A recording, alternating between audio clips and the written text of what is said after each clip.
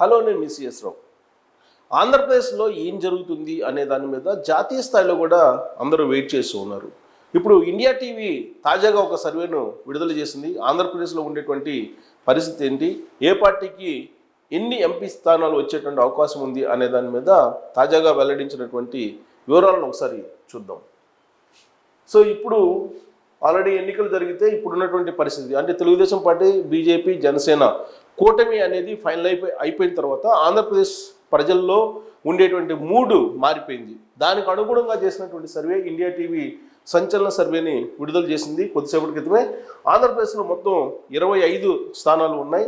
25లో Telugu Desam party 12 గెలుచుకునేటువంటి అవకాశం ఉంది. అలాగే బీజేపీ 3, జనసేన 0 అని చెప్పి ఇచ్చింది ఇండియా టీవీ సర్వేలో. వైఎస్ఆర్ కాంగ్రెస్ పార్టీ 10 ఎంపీ స్థానాలు గెలుచుకునే అవకాశం ఉంది. కాంగ్రెస్ పార్టీ 0 అని వచ్చింది. అయితే ఈ సర్వేలో ఎంపీ స్థానాలు ఇవ్వడం జరిగింది. ఎంపీలు తెలుగుదేశం పార్టీ 12, వైసీపీ 10, జనసేన 0. వాస్తవంగా జనసేన 2 స్థానాల్లో పోటీ చేస్తుంది. 2 స్థానాల్లో మచిలీపట్నం అలాగే కాకినాడలో 2 చోట్ల పోటీ చేస్తుంది. ఈ 2 చోట్ల కూడా ఓడిపోయేటువంటి అవకాశం ఉంది అని చెప్పి ఇప్పుడు ఇండియా టీవీ సర్వే అంచనా వేస్తూ ఉంది. ఇక బీజేపీ అలయన్స్లో భాగంగా 6 చోట్ల పోటీ చేస్తుంది.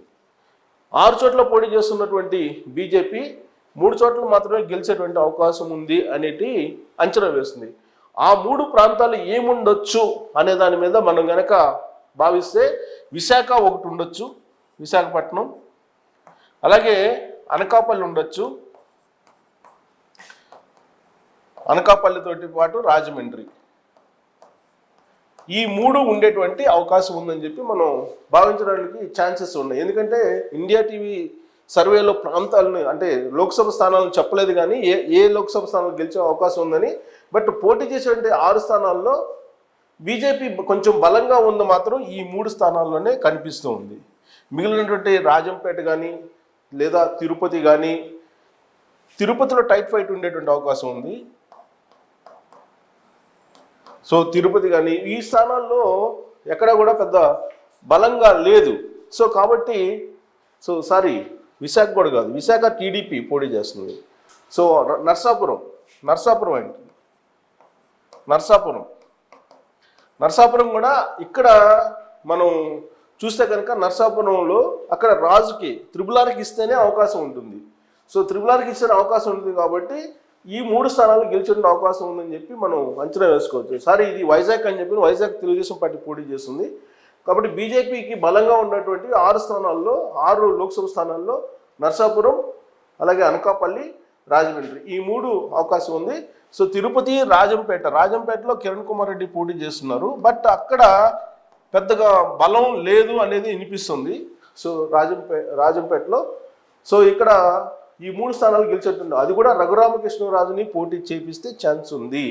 సో 3 స్థానాల్లో గెలిచేటువంటి అవకాశం ఉంది. 6లో 3 గెలిచేటువంటి అవకాశం ఉందని చెప్పి అంచనా వేస్తుంది బీజేపీ. ఇక జనసేన వచ్చేసి 0, 2 చోట్ల పోటీ చేస్తుంది, కాకినాడ అలాగే మచిలీపట్నం. బలమైనటువంటి క్యాండిడేట్ మచిలీపట్నంలో ఉన్నారు, బాలశౌరి, కానీ అక్కడ కూడా గెలిచే అవకాశం లేదనేది అంచనా వేస్తుంది ఇండియా టీవీ వేస్తున్నటువంటి సర్వే అంచనా వేస్తుంది. సో వైఎస్ఆర్ కాంగ్రెస్ పార్టీ మాత్రం 10 చోట్ల గెలిచేటువంటి అవకాశం ఉందని చెప్పి అంచనా వేస్తుంది. ఇక తెలుగుదేశం పార్టీ 12. సో 12 చోట్ల గెలుస్తుందని అంటే ఇప్పుడు మనకు అసెంబ్లీలోకి కన్వర్ట్ చేసుకుంటే కనుక మనం 12 × 7, సో 7 1 2 14, 7 1 7 84. సో 84 స్థానాల్లో తెలుగుదేశం పార్టీ అసెంబ్లీ స్థానాలు గెలుచుకునేటువంటి అవకాశం ఉంది. ఇది ఈ ఎంపీ స్థానాలని మనం బేరీజ్ వేసుకుంటే కనుక. అదేవిధంగా బీజేపీ 3 లోక్సభ స్థానాల నుంచి పోటీ చేస్తూ గెలిచే అవకాశం ఉంది. 6 లోక్సభ స్థానాల నుంచి పోటీ చేస్తే అంటే 3 × 7 వేసుకోవచ్చు, అంటే కూటమి గెలిచేటువంటి అసెంబ్లీ స్థానాలు. సో 7 3 21. సో 21 స్థానాల్లో గెలిచేటువంటి అవకాశం ఉంది. ఇది ఈ కూటమి అభ్యర్థులు, ఈ లోక్సభ పరిధిలో ఉండేటువంటి అభ్యర్థులు. ఇక జనసేన తీసుకున్నటువంటి 2 లోక్సభ స్థానాల్లో ఎక్కడ కూడా గెలిచేటువంటి అవకాశం లేదు అని అంటున్నారు. సో అక్కడ అసెంబ్లీ స్థానాలు ఎన్ని వస్తాయో మనం అంచనా వేయలేనటువంటి పరిస్థితి.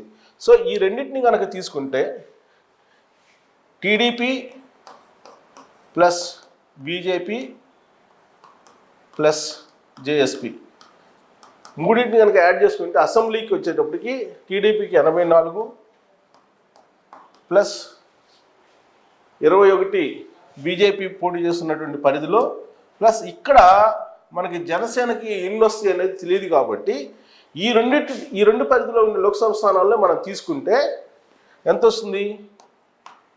5, 7, 8, 2, 10 అంటే 105 అసెంబ్లీ స్థానాలు ఖచ్చితంగా వచ్చేటువంటి అవకాశం ఉంది. ఇవి కాకుండా జనసేనలో 2 లోక్సభ స్థానాలు పోయినప్పటికీ ఎంతో కొంత అసెంబ్లీ స్థానాలు వచ్చేటువంటి అవకాశం ఉంది.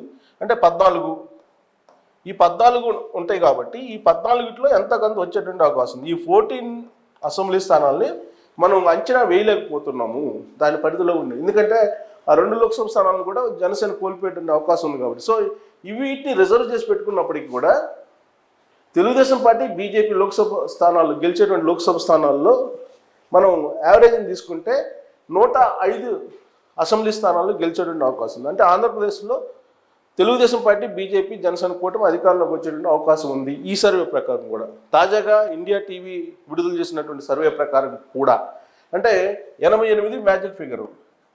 సో మ్యాజిక్ ఫిగర్ కన్నా ఎక్కువగానే ఉండేటువంటి అవకాశం ఉంది. మ్యాజిక్ ఫిగర్ దగ్గరగా తెలుగుదేశం పార్టీ, కేవలం తెలుగుదేశం పార్టీ గెలుచుకునేటువంటి అవకాశం ఉంది, ఓన్లీ తెలుగుదేశం పార్టీకి.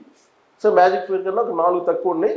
బట్ ఈ కూటమికి అయితే తిరుగు లేకుండా అధికారం వచ్చేటువంటి అవకాశం ఉందని చెప్పి ఈ అంచనాలను బట్టి మనం కన్వర్షన్ చేసుకుంటాం. ఇక వైఎస్ఆర్ కాంగ్రెస్ పార్టీని తీసుకుంటే మొత్తం 10 × 7 70 స్థానాల్లో 70 అసెంబ్లీ స్థానాలు గెలుచుకునేటువంటి అవకాశం ఉందని చెప్పి దీని ప్రకారం మనం అంచనా వేయచ్చు. వాస్తవంగా ఇండియా టీవీ ఇటీవల కాలంలో గతంలో ఇచ్చినటువంటి సర్వే ప్రకారం 15 తెలుగుదేశం పార్టీ, అలాగే 2 బీజేపీ, మొత్తం 17 ప్లస్ జనసేన 1, మొత్తం 18 వస్తాయని చెప్పి అంచనా వేసింది సుమారుగా నాకు గుర్తున్నంత వరకు. కానీ ఈసారి ఈ 10 గతం కంటే కూడా 18 కంటే కూడా ఇప్పుడు ఏం తగ్గింది? ఇప్పుడు 2 కలిపితే టీడీపీకి 12, అలాగే బీజేపీకి 3, అంటే 15. అంటే 3 స్థానాలని నష్టపోయిందా అనేటువంటి భావం కలుగుతుంది. సో గతంలో వేసినటువంటి అంచనా ప్రకారం అప్పటికి అలయన్స్ అన్అఫిషియల్గా అయితే వినిపిస్తుంది, అఫీషియల్గా అయితే వినిపించలేదు. అప్పుడు చేసినటువంటి సర్వే ప్రకారం 18 టీడీపీకి 18 టీడీపీకి, అదే వైసీపీకి వచ్చేసి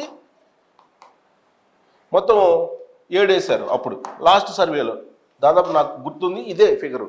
సో 18 టీడీపీకి కూటమికి వేశారు, అంటే జనసేన తెలుగుదేశం పార్టీ కూటమికి. వైసీపీకి ఏమో 7 వేశారు. కానీ ఇప్పుడు బీజేపీతో అలయన్స్ పెట్టుకున్నారు కాబట్టి అలయన్స్ అఫీషియల్గా అనౌన్స్ అయిన తర్వాత ఆంధ్రప్రదేశ్లో ఉండేటువంటి పబ్లిక్ మూడు కూడా మారిపోయింది అని చెప్పి అర్థమవుతుంది. అందుకే మారిపోయిన దాని ప్రకారం వేసినటువంటి అంచనాల ప్రకారం తెలుగుదేశం పార్టీ 12కి వచ్చింది 15 నుంచి, బీజేపీ 3 వచ్చింది, జనసేన 2 కూడా కోల్పోయిందని చెప్పి అంచనా వేస్తుంది.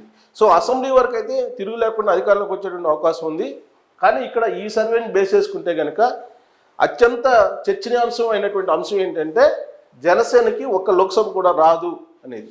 2 లోక్సభ స్థానాలు కాకినాడ, మచిలీపట్నం 2 కూడా అక్కడ బలమైనటువంటి సామాజిక వర్గం పవన్ కళ్యాణ్ సామాజిక వర్గం ఉంది అక్కడ. కానీ ఆ 2 చోట్ల కూడా జనసేన గెలిచేటువంటి ప్రసక్తి లేదు అనేది ఈ సర్వే యొక్క సారాంశం. సో కాబట్టి ఈ అలయన్స్ అనేది మొత్తం ఈక్వేషన్ని మార్చేసింది అని చెప్పి మనం ఒక అంచనాకైతే రావచ్చు. సో రాబోయేటువంటి రోజుల్లో ఈ కూటమి అనేది పండాలి లేదా ఆశించినటువంటి ఫలితాలు సాధించాలంటే బీజేపీలోనే మార్పు రావాలి.